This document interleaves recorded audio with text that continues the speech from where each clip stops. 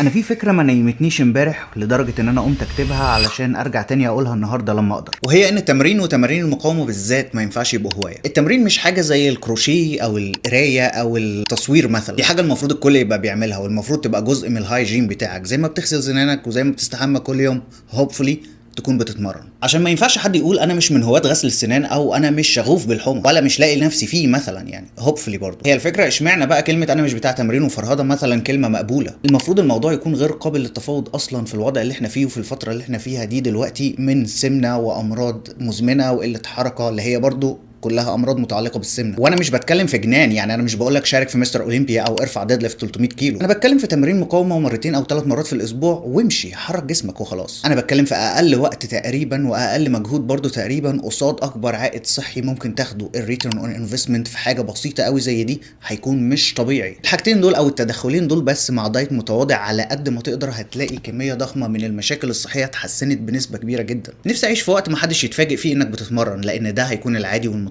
لا ده كمان المفروض اقل حاجه متوقعه من شخص عنده جسم محتاج يتحرك. المفاجاه واللي يفاجئ الناس المفروض يكون انك بروتا مش بتتحرك. المفاجاه المفروض تبقى انك مش بتعمل الحاجه اللي بتقلل من مخاطر امراض القلب والجلطات ومقاومه الانسولين والسكر وهشاشه العظام. المفاجاه المفروض تبقى انك مش بتعمل الحاجه اللي ممكن تكبر لك عضلاتك، فبالتالي تلاقي ان بسبب شويه العضلات الزياده اللي عندك نسبه نجاتك من مرض زي السرطان تزيد لدرجه 20%. والمفاجاه المفروض تبقى انك مش بتعمل الحاجه اللي كل ما كبرت في السن اهميتها تزيد ما تقلش، وانت كده كده هتدفع الثمن في الحالتين، يا اما شويه مجهود في التمرين يا اما ادويه وتحاليل، وبعديها مع السن تلاقي مشاكل في الحركه بعدين. يعني الفاتوره جايه في جميع الاحوال.